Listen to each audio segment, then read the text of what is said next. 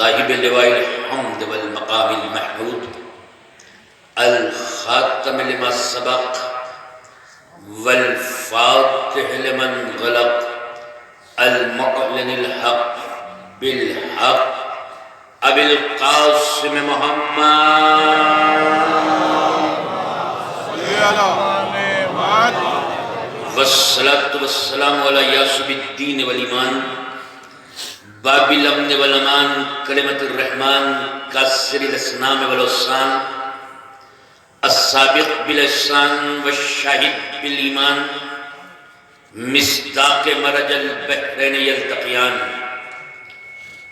الامام المظفر والشجاع الغضنفر وقاسم الطوبہ وصخر ابی شبیر والشبر وحامل باب الخیبر والساقی حوضن الکوثر الذی سمته امه حیدر والآل الطیبین الطاہرین المعصومین المظلومین المنتجبین المنتخبین ولعنۃ اللہ علی اعدائهم اجمعین من یومنا ھذا الی یوم الدین اما بعد فقد قال اللہ سبحانہ وتعالی فی الکتاب الحکیم بسم اللہ الرحمن الرحیم یا ایھا الذین ھادوا ان زعمتم انکم اولیاء للہ من دون الناس فتمنوا الموت ان کنتم صادقین صلوات بجمع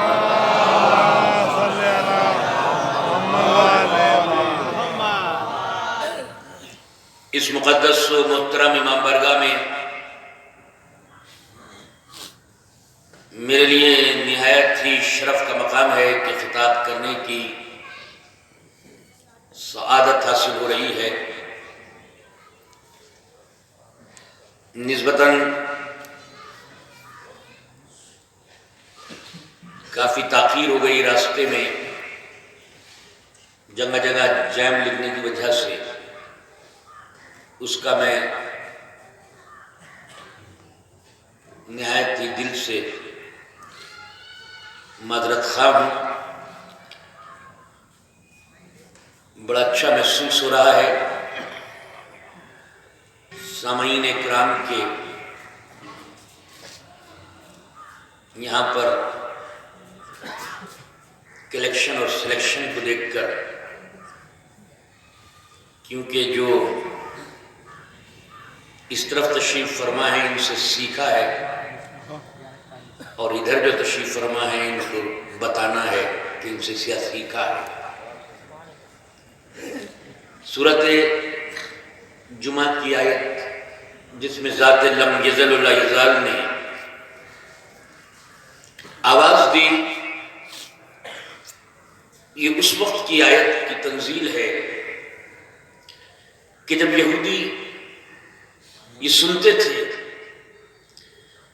کہ ایک ابو طالب کا بھتیجا عبداللہ کا لال وہ ہے جو فاران کی چوٹی پہ چڑھ کر چاند کے 2 ٹکڑے کر دیتا ہے، راستے میں پڑے ہوئے سنگریزوں کو اٹھاتا ہے تو وہ کلمہ توحید پڑھنے لگتے ہیں، جدھر سے گزرتا ہے تو اشجار سے جھک جھک کے سلام کرتے ہیں، ستارے اس کے در پر جھکتے ہیں، فرشتے اسے سلام کرتے ہیں۔ تو انہوں نے ایک پروپیگنڈا شروع کیا کہ ان کے ہاتھ میں ذات لم یزل نے جتنی بھی قدرت دی ہے، جتنی بھی اعجاز دیے ہیں، لیکن پھر کیا ہوا؟ ولایت تو ہمارے پاس ہے، ولی تو ہم ہیں، ہم اللہ کے ولی ہیں۔ ایک بات تو طے ہو گئی کہ ولایت اور ولی اتنا بڑا منصب ہے کہ جن کے پاس نہیں بھی ہوتا وہ بھی یہ چاہتے ہیں کہ یہ ولی اور ولایت ہمارے یہاں ہو، جن پہ نہیں ہوتا وہ چاہتے ہیں کہ ولی ہمارے یہاں ہو، ولایت ہمارے یہاں ہو۔ لیکن یہ کتنی بدنصیبی ہے کہ جن کے پاس ہے وہ اسی سے انکار کرتے ہیں۔ توجہ میں کہیں لے کے جانا ہے آپ کو ذرا سا، کیونکہ بہت ہی مختصر، بہت فاسٹ، بہت تیز گفتگو کرنی ہے۔ تو ولی انہوں نے آ کے کہا کہ ہم ولی ہیں، نبی خاموش ہے، قرآن محمد کی وکالت کر رہا ہے۔ آواز دیے میرے محمد ان سے پوچھو کہ اگر یہ ولی ہیں تو ان کے پاس دلیل کیا ہے، ان کے پاس ثبوت کیا ہے؟ وہ خاموش ہیں اور ہم بتاتے ہیں کہ دلیل کیا ہے، ثبوت کیا ہے۔ میرے محمد ان سے کہو کہ اگر تم سچے ولی ہو تو فتمنوا الموت ان کنتم صادقین، تم سچے ہو تو موت کی تمنا کر کے دیکھو، کیونکہ موت وہ چیز ہے کہ جو بڑے بڑے ساونت، بڑے بڑے یودھا، بڑے بڑے واریر، بڑے بڑے بہادروں کے ماتھے پر نام سن کے خوف کا پسینہ آ جاتا ہے، زمین میں گڑنے کی وجہ سے پیر سے زمین نکلنے لگتی ہے۔ اس لیے ان سے کہو کہ موت کی تمنا کریں۔ پتہ یہ چلا کہ ولی وہ ہوتا ہے جو ایک لمحے کے لیے بھی موت سے نہیں ڈرتا۔ میں توجہ چاہ رہا ہوں، جہاں خوف موت ہو، جہاں موت کا خوف ہو، سمجھ لینا وہ بادشاہ تو ہو سکتا ہے، وہ شہنشاہ تو ہو سکتا ہے، تو وزیر و امیر و کبیر تو ہو سکتا ہے، مگر وہ ولی نہیں ہو سکتا۔ اس لیے بہت سے لوگ اپنے لوگوں کے لیے بہت سے منصب اکٹھے کر کے دے دیتے ہیں، مگر اسے ولی نہیں کہتے، کیونکہ اگر انہیں ولی کہیں گے تو قرآن کی آیت ان کا دامن پکڑ لے گی۔ بتاؤ کبھی میدان سے بھاگے تو نہیں؟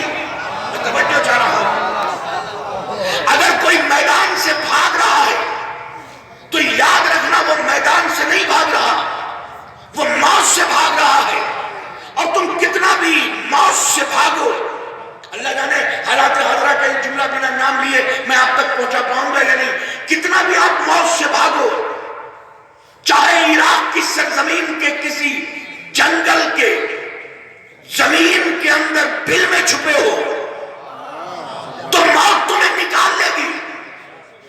موت تمہارا پنجہ موت تمہارے گریبان حیات پر دیر سویر ضرور آ کے پڑ جائے گا۔ موت سے آپ کبھی بھاگ نہیں سکتے، کیونکہ موت ایک حقیقت ہے، موت ایک یقین ہے۔ اور یہ الگ بات ہے کہ گلے پڑی ہوئی موت کو گلے لگانا اور بات ہے۔ میں ذرا سا کسی کو برین ہیمریج ہو گیا، ہارٹ اٹیک ہو گیا، وینٹیلیٹر پہ چڑھے، کرونا ہو گیا، یہ آج کل جو بخار ہے، آئی موت آ گئی، صبر کر لیا، یہ گلے پڑی ہوئی موت ہے۔ پھر لوگ کہتے ہیں صبر کرو اللہ انہیں جنت میں بھیجے، یہ گلے پڑی ہوئی موت ہے۔ ایک جملہ کہہ رہا ہوں، اللہ جانے علماء کے موجودگی میں یہ پہنچا پاؤں گا یا نہیں۔ گلے پڑی ہوئی موت کو گلے لگانا اور ہے، اور 19 رمضان کو مسجد کوفہ میں سوتی ہوئی موت کو ٹھوکر مار کے جگانا یہ اور بات ہے۔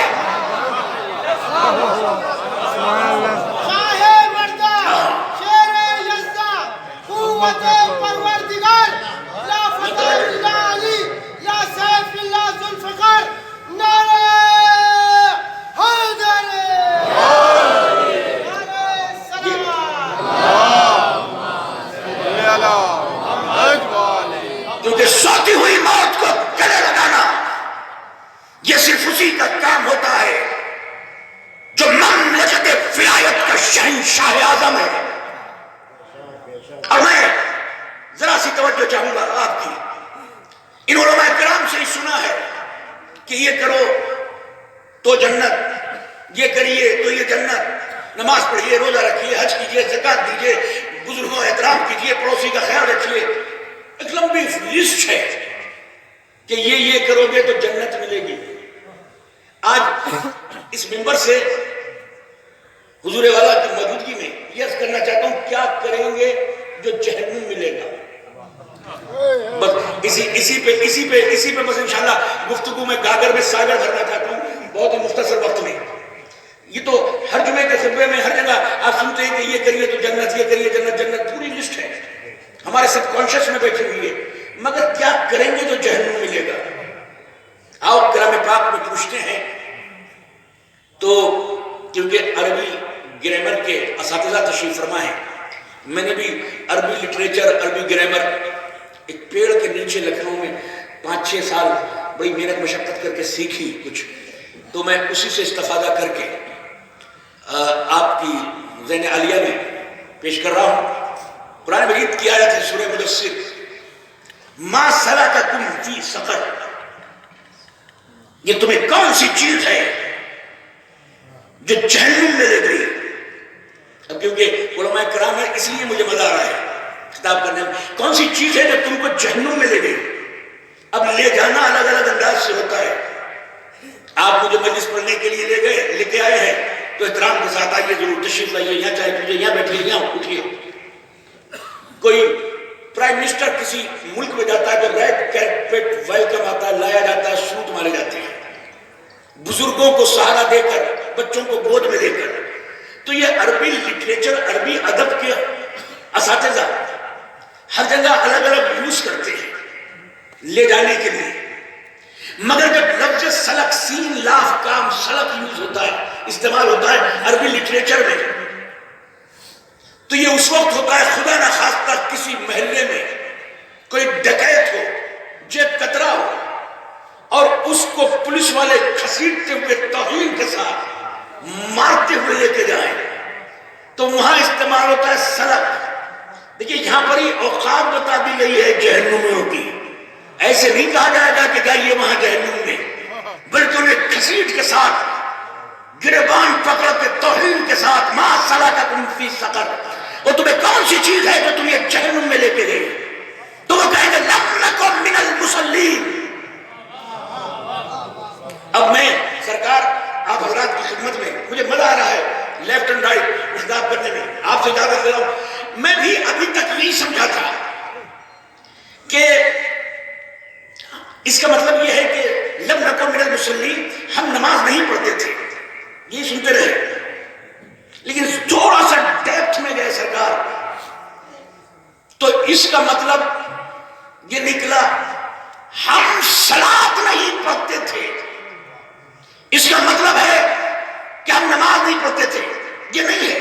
مسلین، ہم مسلین میں سے نہیں تھے،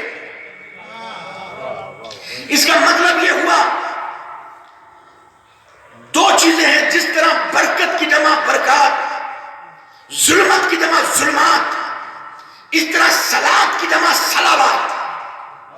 ذرا سا توجہ چاہوں گا، صلاۃ کی جمع صلوات، صلاۃ میں اور صلوات میں فرق ہے۔ صلاۃ جب محمد کے بتائے ہوئے اور حسین کے بچائے ہوئے، ذرا صاحب مجھے یہ مطلب محمد کے بتائے ہوئے اور حسین کے بچائے ہوئے طریقے پر عبد معبود کی عبادت کرے، اسے کہتے ہیں صلاۃ۔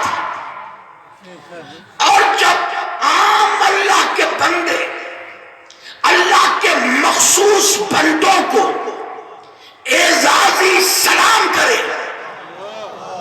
اسے کہتے ہیں صلوات۔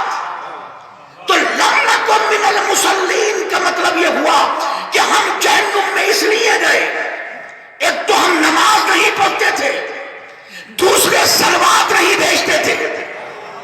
اس کا مطلب یہ ہے کہ صرف چوری، ڈکیتی، جھوٹ، فریب، مکاری، زمینیں ہڑپ کرنے سے ہی جہنمی نہیں بنے گا، وہ بھی جہنمی ہوگا جو صلوات نہیں بھیجے گا۔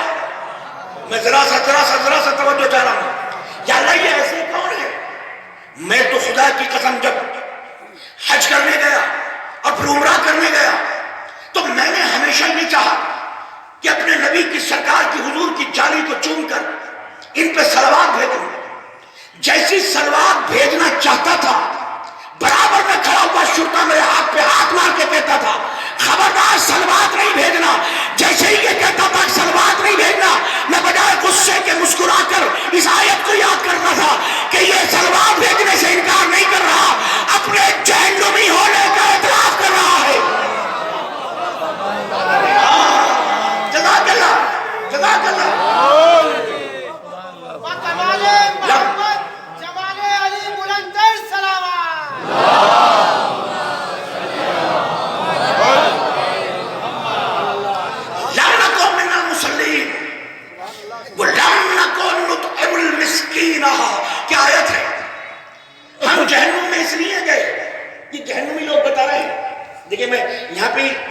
آیتوں کا سلیکشن اس لیے کیا کہ تاکہ ان آیتوں کو کنکلوز کر کے اور ایک نتیجہ دے دوں. جہنم میں اس لیے گئے کیونکہ نماز نہیں پڑھتے تھے اور صلوات نہیں بھیجتے تھے.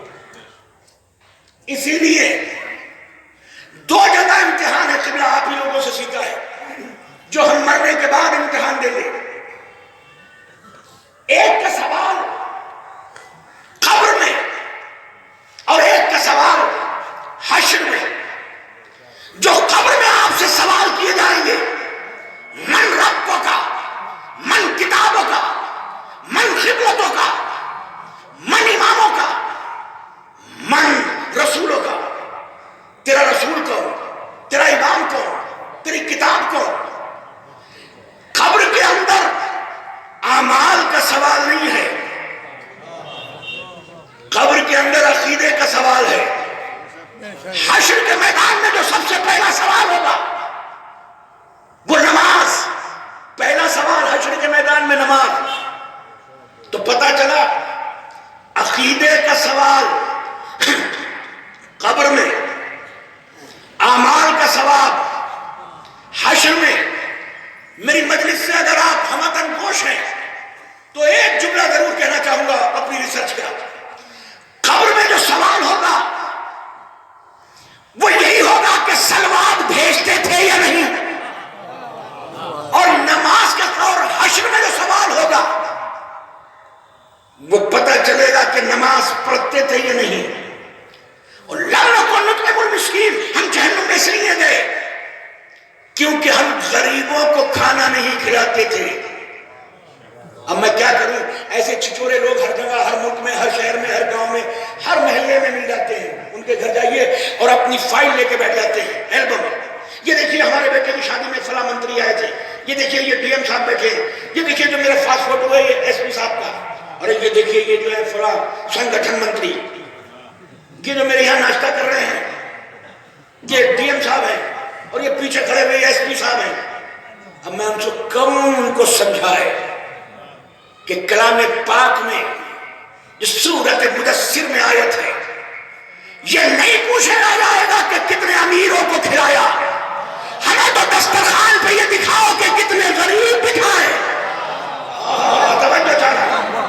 اور اب آپ کے لیے مولائی جملہ کہنا چاہ رہا ہوں، اور مسکینوں سے یوں بھی، کیا میرے دل کے اندر سے پیارا جملہ نکل رہا ہے، مسکینوں سے تو یوں بھی پنجتن کے آستانے کا بھکاری کبھی بھی فراموش مسکینوں کو نہیں کر سکتا. اس لیے نہیں کر سکتا کیونکہ وہ پنجتن کے اس دروازے کے پنجتنی ہیں ہم لوگ کہ جس کے دروازے پر زمین والے نہیں آسمان والے بھی آتے ہیں تو کہتے ہیں میں مسکین ہوں. لم نکن من المسکین، لم نکن نطعم المسکین، ہم مسکینوں کو کھانا نہیں کھلاتے تھے. اچھا یہ کھانا کھلانے کی چیز یہ عجیب ہے. یہاں سے بہت سے لوگ کھانا کھانے پسند کرتے ہیں، بہت سے کھلانا پسند کرتے ہیں. اب ان سے کون بتائے کہ کھانا کھانے میں ثواب نہیں ہے، کھانا کھلانے میں ثواب ہے.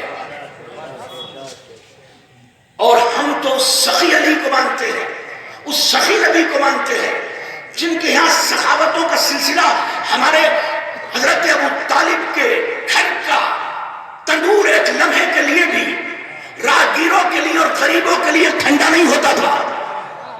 اب ذرا سی توجہ چاہوں گا.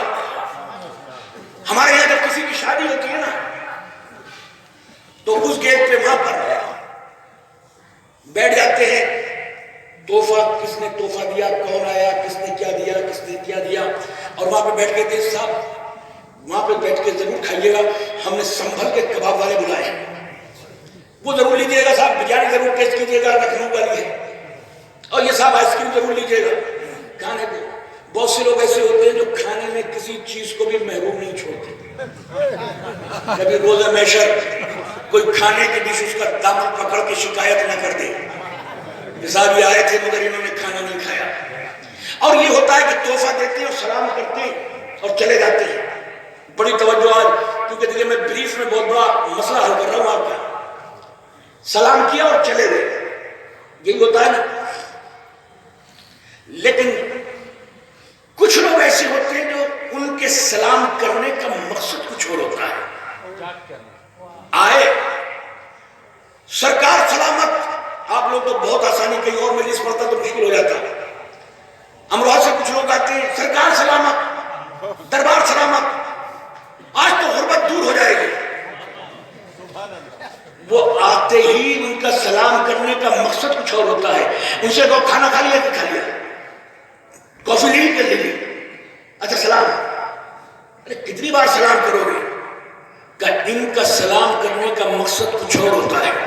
ذرا سی توجہ کرو. اس میں کبھی کبھی دوست جو ہے مذاق کرنے والے وہ چھیڑ دیتے ہیں، ارے صاحب کو جو دیکھے کونے میں بیٹھے ہوئے نا، ان سے کہیے جا کے انہیں جو سلام کیا السلام علیکم، اب جو سلام کیا تو انہوں نے کہا میں دولہے کا کون سا کچھ لگتا ہوں؟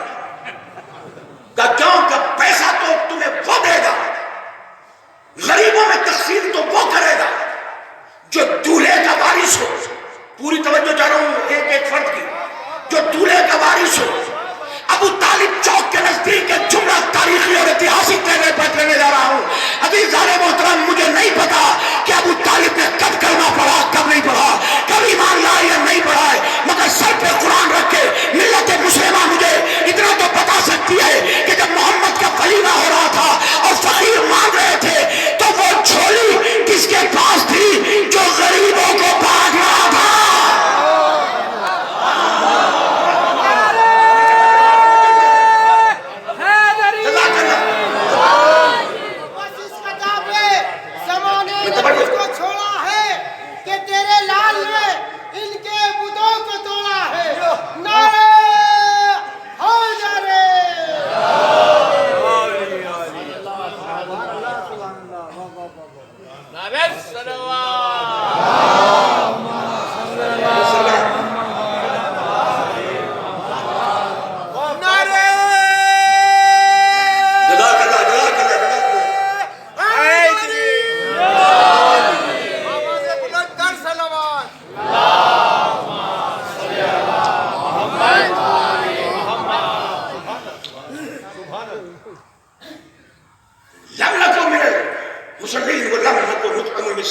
ہم غریبوں کو کھانا نہیں کھلاتے تھے، اس لیے جہنم میں گئے.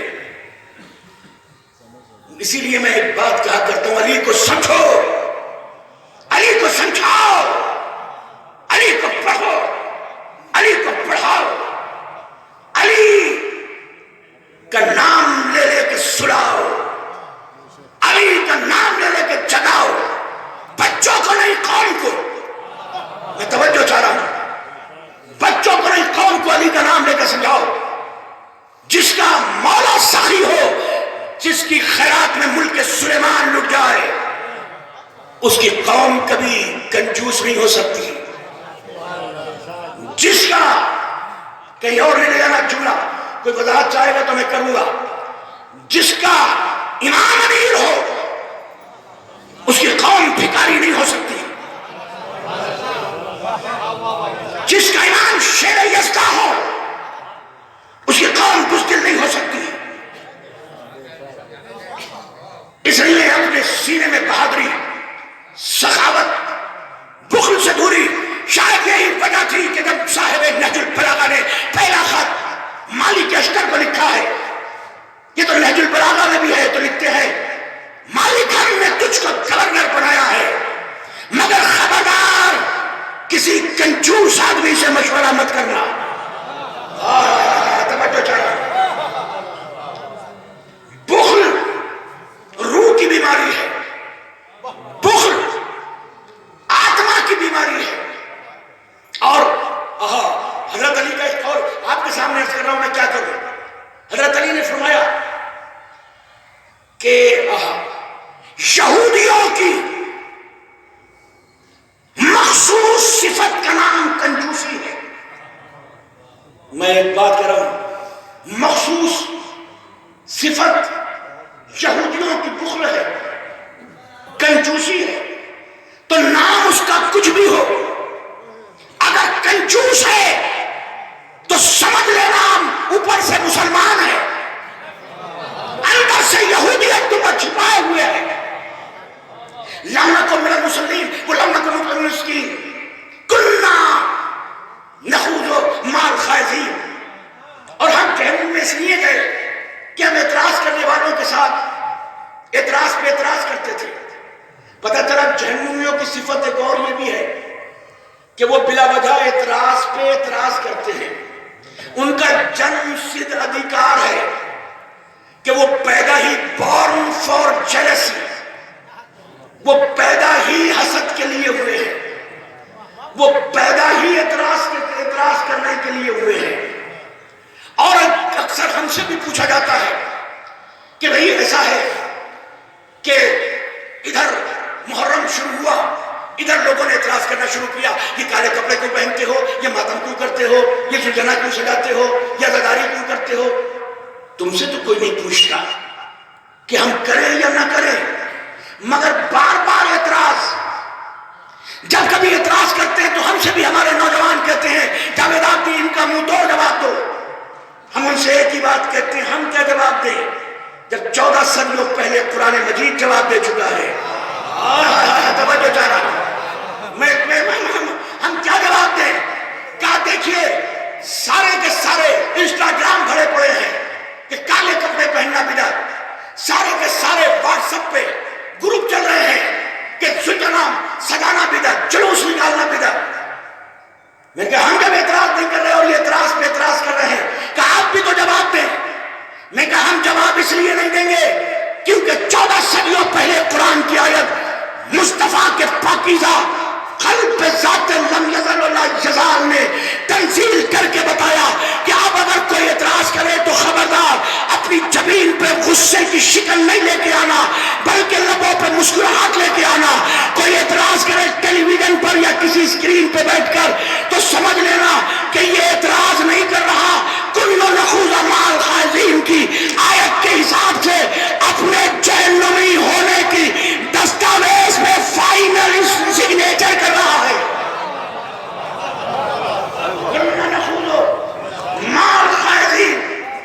اور ہم اس لیے جہنم میں گئے کیونکہ ہم اعتراض پہ اعتراض کرتے تھے. اور آخری آیت نکذبو بیوم الدین. اور ہم اس لیے جہنم میں گئے کیونکہ دین کے دن کا انکار کرتے تھے. میری سمجھ میں نہیں آتا تھا سرکار مولانا کہ دین کا دن کیا ہے، کیونکہ جب اقیم الصلاۃ کی آیت آئی تو اللہ نے نہیں کہا کہ یہ دین کا دن ہے. جب آتوا الزکوٰۃ کی آیت آئی تو اللہ نے نہیں کہا کہ یہ دین کا دن ہے. جب پڑوسی کے حقوق کی آیت آئی تو نہیں کہا کہ دین کا دن ہے. جب سورہ رحمان نازل ہوا تو نہیں کہا کہ دین کا دن ہے. جب چاند کے 2 ٹکڑے کیے تو نہیں کہا کہ دین کا دن ہے. جب ڈوبتے ہوئے سورج کو پلٹایا تو نہیں کہا کہ دین کا دن ہے. جب کلہ یلدر کو چیرا تو نہیں کہا کہ دین کا دن ہے. جب کل ایمان کے کل ایمان کل کفر کے کلیجے پہ چڑھ کر دو کر دیتا ہے تب نہیں کہا کہ دین کا دن ہے. جب 2 انگلیوں سے خیبر کا دروازہ اکھاڑا تو نہیں کہا کہ دین کا دن ہے، بلکہ دین کا دن تو اسی وقت کہا کہ جب آگے والوں کو پیچھے اور پیچھے والوں کو آگے بلا کر من کنت مولا ہو فہذا علی المولا کا اعلان ہوا تو آیت آئی الیوم اکملت لکم دینکم. آج کا دن دین کا دن ہے. جو اس کا انکار کرے پتہ چلا صرف جناب امیر کا انکار ہی کو کفر نہیں لے جاتا، جہنم میں نہیں لے جاتا، یوم غدیر کا انکار بھی جہنمی بنا دیتا ہے.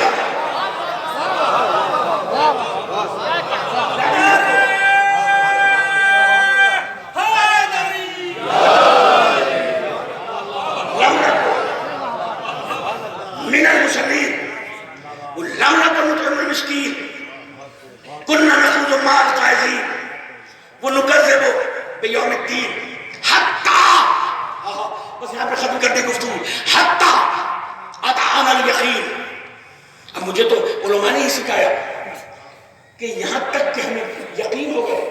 یہ آیت سمجھ میں نہیں آ رہی کہ ہم نے نماز نہیں پڑھی، ہم نے سلوات نہیں بھیجی، ہم نے غریبوں کو کھانا نہیں کھلایا، ہم اعتراض پہ اعتراض کرتے رہے، ہم دین کے دن کا انکار کرتے رہے حتی اتانا الیقین. یہاں تک کہ ہم پہ یقین آ گئے. یقین نہیں، یہاں پہ یقین کے معنی ہے موت. اس کا مطلب ہے کہ یہ کانسٹنٹلی کنٹینیوسلی سیریز بس کام کرتے رہے، حتیٰ موت نے، پنجائے موت ان کے گریبان حیات پر آ گیا۔ دھڑکنیں رک گئی، نبضیں بند ہو گئی، سانس لینا بند ہو گیا، آنکھوں نے دیکھنا، کان نے سننا، زبان نے بولنا، پیر نے چلنا، ہاتھ نے چھوڑا، بند کر دیا۔ حتیٰ کان الیقین، تب انہیں یقین آیا، یعنی موت آ گئی۔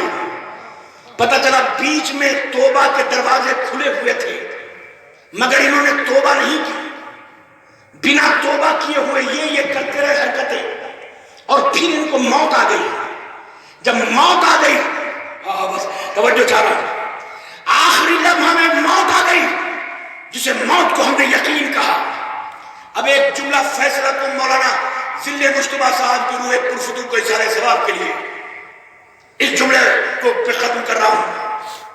موت اور زندگی میں صرف یہی فرق ہے، زندگی شک کے سوا کچھ بھی نہیں ہے، اور موت یقین کے سوا کچھ بھی نہیں۔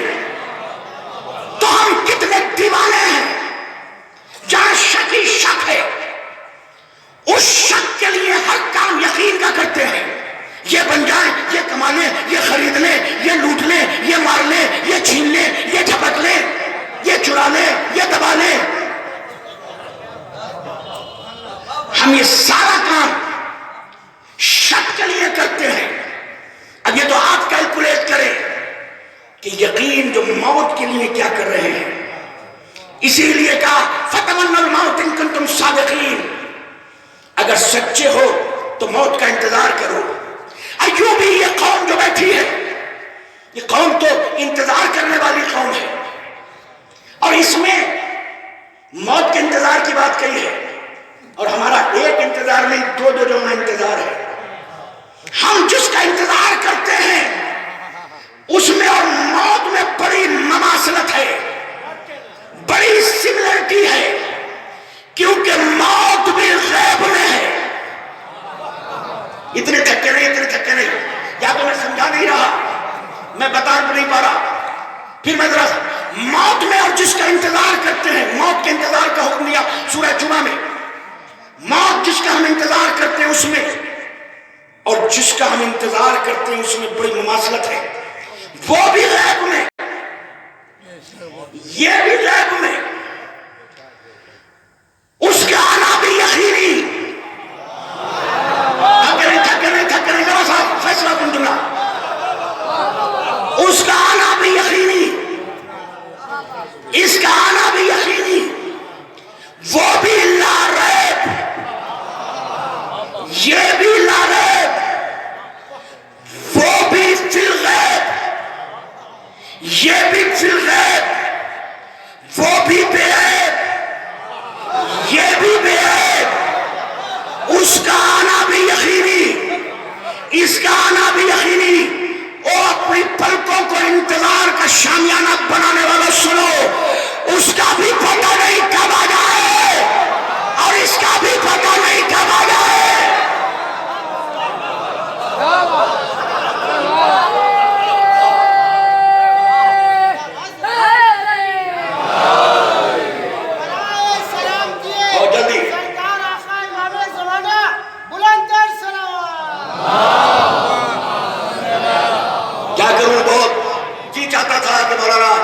اپنے بھائی ذل مجتبیٰ صاحب کے لیے بڑے طولانی مجلس میں تھا، لیکن وقت نہیں ہے، اور وہ بھی دنیا کے لیے بہت کم وقت لے کے آئے۔ دل کے بڑے صاحب، بڑے جذباتی، بہت کچھ کرنا چاہتے تھے اپنے علاقے کے لیے، مدرسے کے لیے۔ میری ممبر کے عوش سے دعا ہے کہ ان کے صاحبزادے کو، ان کے بچے ہوئے کاموں کو تمام مکمل کرنے کی توفیق عطا فرمائے، اور ان کے چچا مولانا کوثر صاحب ان کی سرپرستی کریں۔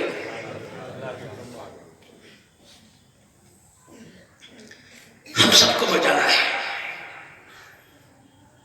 ہاتھ میں قادری مطلق نے سادہ کاغذ اور ہاتھوں کا، انگلیوں کا قلم بنا کے بھیجا ہے کہ اپنے اعمال لکھتے رہو، اور ہم تمہیں ایک دن ضرور بلائیں گے۔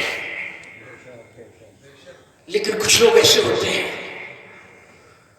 جو دنیا کے جانے کے بعد بھی یاد رہتے ہیں. جب کبھی میں پچھلی سرکار میں آیا، میں نے اطلاع بھی نہیں دی تو اس استقبال کے لیے اپنے سارے بچوں کو، اپنے اساتذہ کو یہاں سے لے جا کر چوراہے پہ آ جاتے تھے، سینے سے لگاتے تھے، دعا دیتے. بہت یاد آئیں گے. آپ نے، بھائیوں نے، بیٹوں نے حق ادا کر دیا. چہلم کی مجلس میں میں نے شرکت کی تھی. پورے اتر پردیش سے، ہندوستان بھر سے علماء کرام آئے تھے جو ان کا اخلاق ہے. لیکن ایک بات ضرور کہوں گا، تم اور ہم جس کی یاد میں چہلم مناتے ہیں، پتہ ہے کہ ان کی وقت پہ چہلم کی مجلس ہی نہ ہو سکی. 18 بھائیوں کی لاوارث بہن زینب کربلا سے لٹ کر جب قافلہ پہنچا ہے، 40 دن کی صحبتیں برداشت کر کے، مولا بڑے غریب ہیں، ہمیں امارت و وزارت و دولت نہیں چاہیے، مگر مولا یہ آپ کے عزادار ہیں.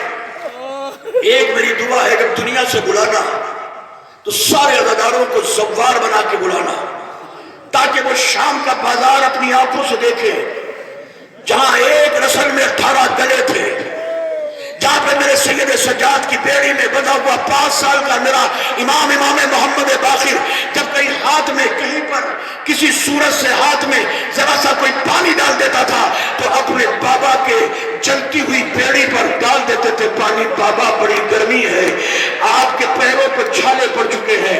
عزاداروں، یہی بازار کا امتحان دے کر جب دربار کا امتحان دیا، آپ بتاؤ کہ بیٹیاں اپنے باپ کے لیے ساری دنیا کی سب سے قیمتی امانت ہوتی ہے، مگر ہائے سکینہ نے جب دربار میں جا کر داخل ہوئی ہیں تو پہلی مرتبہ دیکھا شرابی ہاتھ میں خیزران کی کانٹے دار چھڑی لیے ہوئے تھا، اور لبھائے مبارک پر خیزران کی کانٹے دار چھڑی حسین کے لبوں پہ مار کے کہتا تھا، یہ وہی حسین ہے جسے فاطمہ زہرا بوسہ دیتی تھی، یہ وہی حسین ہے جس کی وجہ سے رسول نے سجدے کو طول دیا تھا، یہ وہی حسین ہے جسے گود میں مباہلے میں لے کر حسین کو رسول گئے تھے.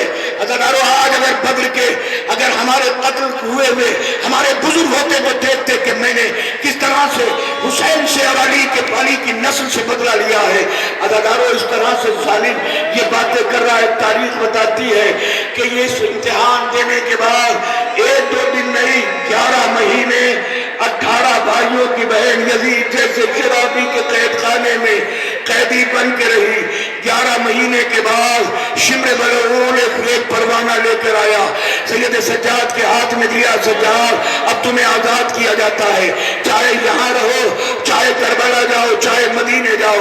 عزادارو، ہتکڑی والے ہاتھوں سے میرے عابد بیمار نے اس لفافے کو چاک کیا، اپنی پھوپھی اماں کے ہاتھوں پہ رکھ دیا.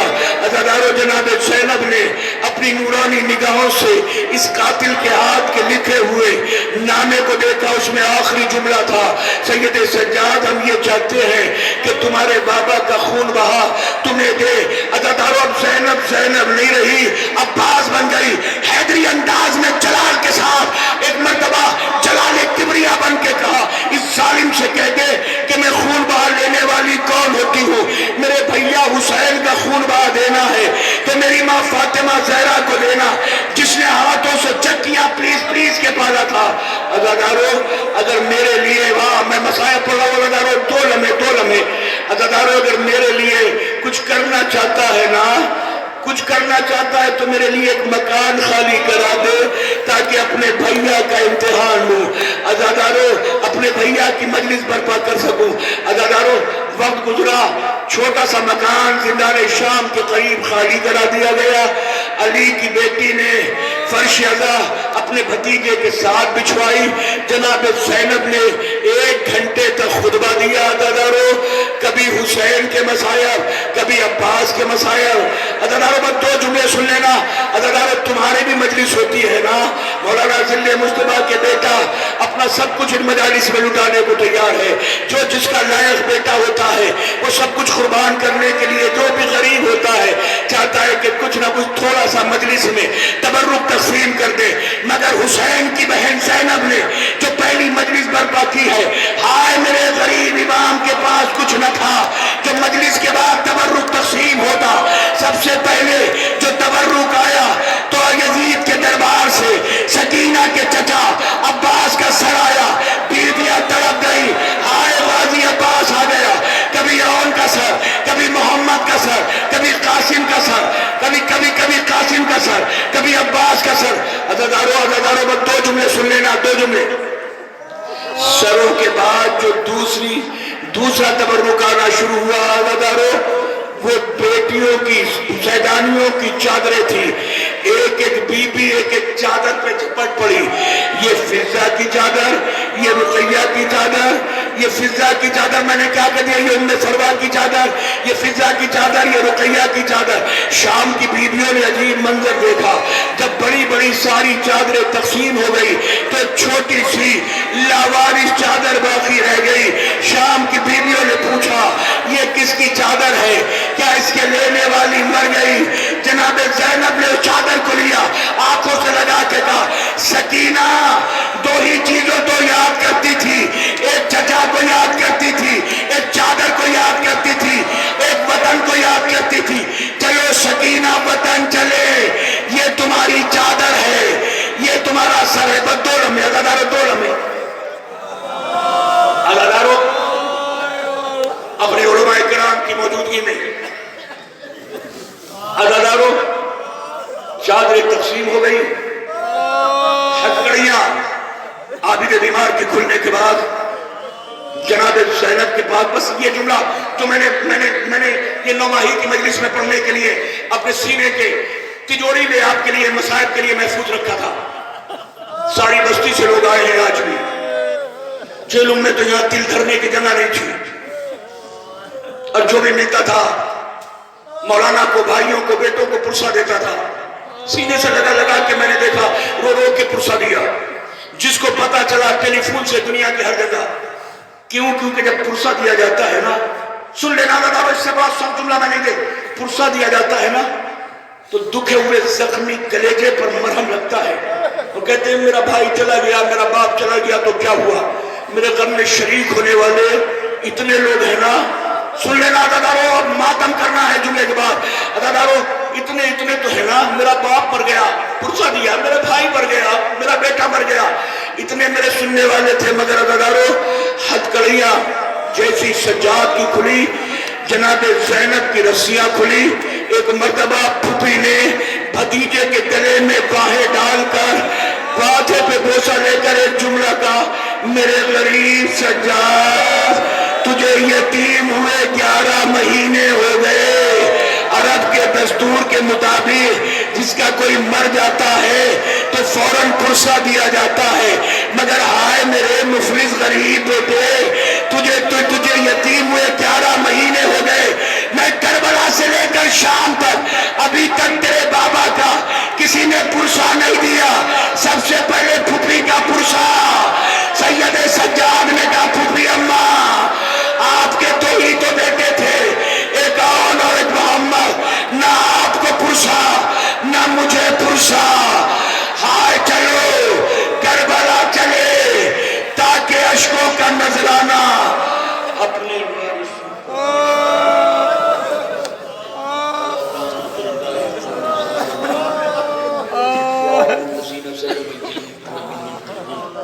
پالنے والے جتنے مومن اور مومنات اس مقدس فرش رضا پر اور اس عظیم دستگاہ میں مجلس سن کر جو اپنے لیے خاص کر کے جن کے سال ثواب کے لیے مجلس منعقد کی گئی ہے, ان کے لیے جو دعائیں مانگ رہے ہیں انہیں باب استجابت تک پہنچا دیں.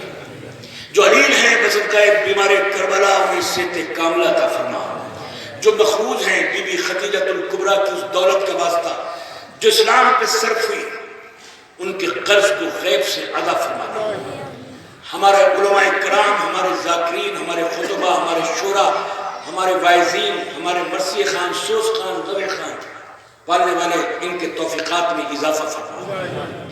پسماندگان مرحوم ذلِ بھائی کے صبر جمیل عطا فرما، ان کی اہلیہ کو، بچوں کو، بیٹوں کو، بھائیوں کو، بہنوں کو اور تمام بستی والوں کو اس غم کے سہنے کا اور صبر کرنے کا پالنے والے حوصلہ عطا فرما۔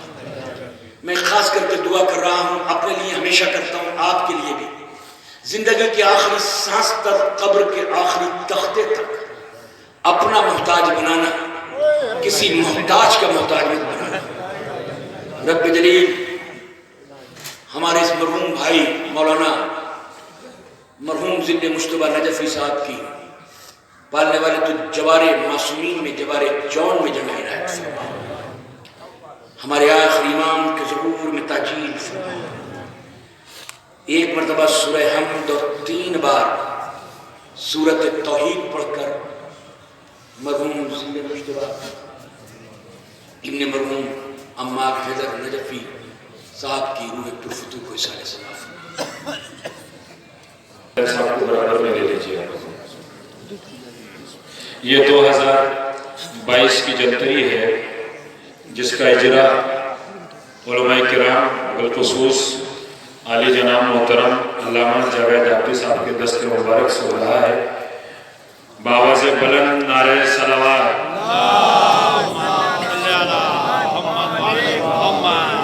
نعرہ تکبیر،